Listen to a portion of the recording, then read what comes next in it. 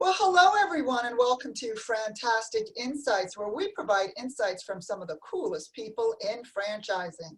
My name is Alesia Visconti. I am the president and CEO of FranServe and Franchise Dictionary magazine. Now, FranServe is the largest franchise consulting organization in the world, and our mission is to help people change their lives through business ownership.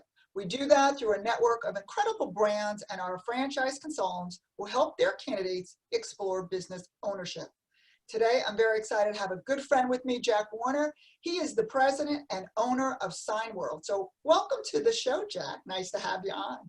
Thank you for letting me be here. Appreciate it. Oh, my pleasure.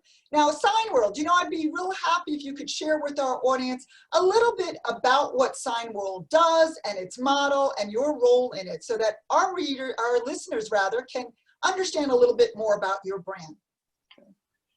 We're in the sign business, but please don't confuse us with the banner shops. We're back in the business park going after corporate America. Think about when a Marriott hotel is remodeling, where do they go for their signs? And there's a fleet of 100 vehicles, where do they go for their graphics? So we're going after the corporate customer, not the banner shop model. So we're a business park, we're not retail. We've been doing this for 32 years. We have 350 operations currently around the country. We've brought in 37 so far this year. But we're different than the rest of the models that you have in your portfolio. We're not a franchise. Signworld is set up as an owner's alliance, and we're never here to say that we're good and then bad, but we're a little bit different. There's no rules. Some people don't want to follow rules. There's no royalties. Some people don't want to pay royalties. But yet there's all the bells and whistles of a franchise. There's lifetime training and support as long as they run the business, and if they pass it off to the kids, they'll support the kids, so it goes generational. That's a little bit about us. How much deeper can I go? Oh, what would you like the audience to know that makes your category, you stand out in your category? You talked about no royalties, and you talked about, what your prospective client is. What else would you like them to know about Signworld? Well, I don't think anybody plans to be in the sign business. So the first thing you need to do is open your eyes and figure out, why would somebody join Signworld? There's about 20 plus items that people might say, that maybe this fits me. Half our owners are engineers by degree. They like the project, so if it's an engineer, absolutely. The other half are not engineers, so don't make it exclusively that. It's the people that come out of logistics, the people who come out of project management, they have a Six Sigma or PMP certification. The marketing people like it because they're able to market their own way as opposed to being controlled by somebody else.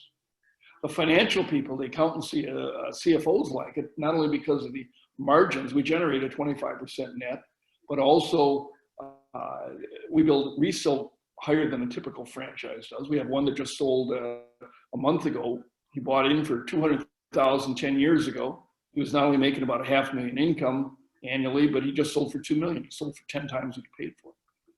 They don't need more than one location. It's a small core of career employees. Every day is a different project. They get to see the results. So it attracts that person with a touch of ADD. We have a lot of husband and wives. It's not a four-wall business, so people want to work together. When people talk about legacy, there's a lot of businesses out there right now that are viable now, but will they exist 5-10 years from now? Signs have been around since the Stone Age, so if you want to pass it up to your kids, you got to have a business that will be around. We're about as recession resistant as you can find. We're busy right through COVID. We're actually making more signs. I don't think you've gone anywhere without seeing 6-foot distancing signs or seeing all the sneeze guards that are being put up, and the sneeze guards are being put up right now in clear plastic because they don't have time to put graphics on them. I guarantee you that those are all going to be having graphics on them as soon as they have the time to actually pay attention to it. That is awesome. Now, I'm going to ask you this next question, and a lot of times when I do, I hear the answer as everywhere, but I'm going to ask it anyway for you, Jack. What markets in particular are you looking to reach? I know, brands always want to expand in many, many areas, but is there any areas that you consider a hot market or something in particular that you want to target for expansion? Anywhere where there's people. If there's people there, there's businesses there, and if there's businesses there, there's signs there. While I have operations in the big cities of Chicago and Atlanta and Houston, I've got new operations in Durango, Colorado, Gillette, Wyoming, West Lafayette, Indiana. So as long as it's a market of at least 50,000 people, I've got a new operation in Plattsburgh, New York. So we're open virtually anywhere in the United States. I can put somebody within 5 miles where I live virtually anywhere. Super. And you talked a little bit about the categories of people, right, by profession that are sometimes drawn, but what qualities do you look for in a new owner? What is a good sign world, new owner going to have that's going to help make them successful? Well, number one, they're relationship built problem solvers. They want a business with a small core of career employees, a small core of repeatable customers that are coming back over and again for other products that can build a relationship. And then they like that multitasking, they like the project management, they like the building relationships with customers. But the relationship build problem solving is vital in that, unlike a franchise where the royalty pays for a top-down support system, our owners have bought into this alliance where the HR executives willing to help the sales guys, supply chain guys willing to help the finance, marketing is willing to help the HR. We've all bought into a peer support network. I think a lot of things that you guys do with your power teams and emerging stars is kind of built on that same kind of philosophy. I'll help you so you help me. Great, great.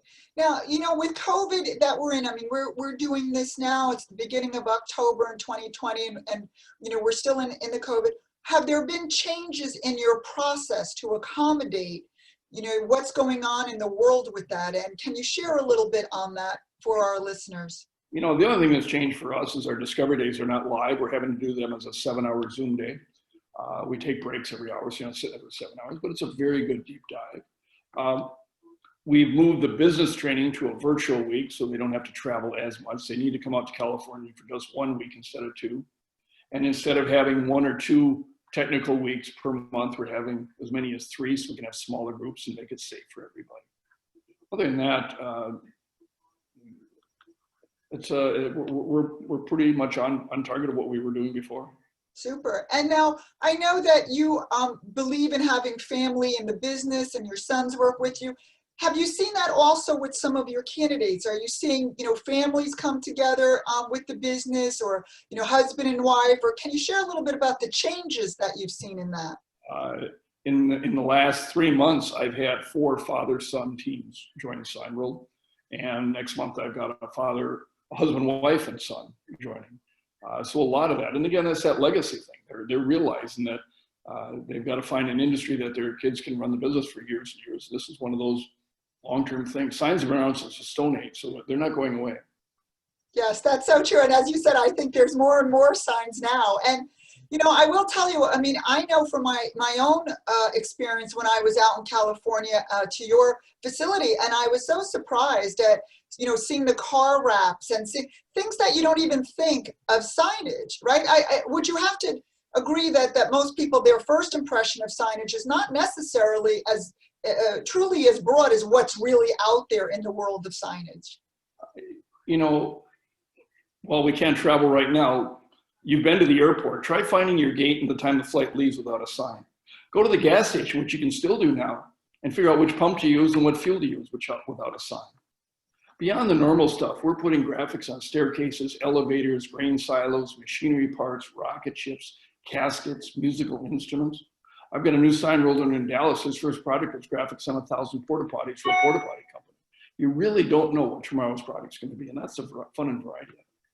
That is awesome. And I think our listeners are having an aha moment because, again, you don't realize just how much you see signs all over in the world. And that, as you said, has been around and will forever. So I appreciate that and that insights for our listeners. So thank you on that. Now, I will tell you, Jack, I have known you for quite some time. You're very passionate about helping people become owners and their future, and that comes through in how you speak and the dedication to your brand. So what do you want to say to the audience about what they're going through now and why they might want to consider Signworld for their future?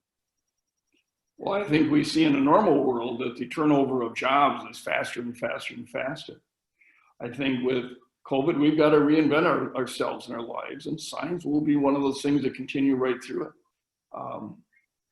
I believe that it's a bigger event in the potential owner's life than it is in mine. There's no sales pressure from us. We're here to help them figure it out. If it's a good fit, that's great. If it's not, we wish them the best. But we know we're going to have to talk to them later anyways, because no matter what business they open, they need signs. So we're connected from the time that we meet each other. That is awesome, and I appreciate your time. I know we are all very, very busy. I so thank you for your FranTastic insights. Are there any last thoughts before we wrap up? You know, I appreciate the FranServe organization. You have built a great culture there, and every one of our Signworld owners come through a coach like your coaches, and so we appreciate what you guys bring to the table and the counseling and helping them figure out what does fit. But please don't wait until you have a client that says, I want to be in the sign business, because it will never happen. It's one of those things that is too prevalent out there that until we realize what is life like in the business. So you got to kind of backdoor yourself into it of why would I want to be here? What are the lifestyle triggers that would make this fit to you? Whatever. Nobody in Signworld came with sign experience. And I think that's very, very apropos. You know, it is the slogan we all use, right, of to be in business for yourself, but not by yourself. So it is a team, environment in order to be successful. And certainly, Jack, I can see why your new owners and your brand ambassadors, as we like to call them sometimes, are so successful. So thank you so much, Jack, for your time today. And again, have a FranTastic day. Thank you.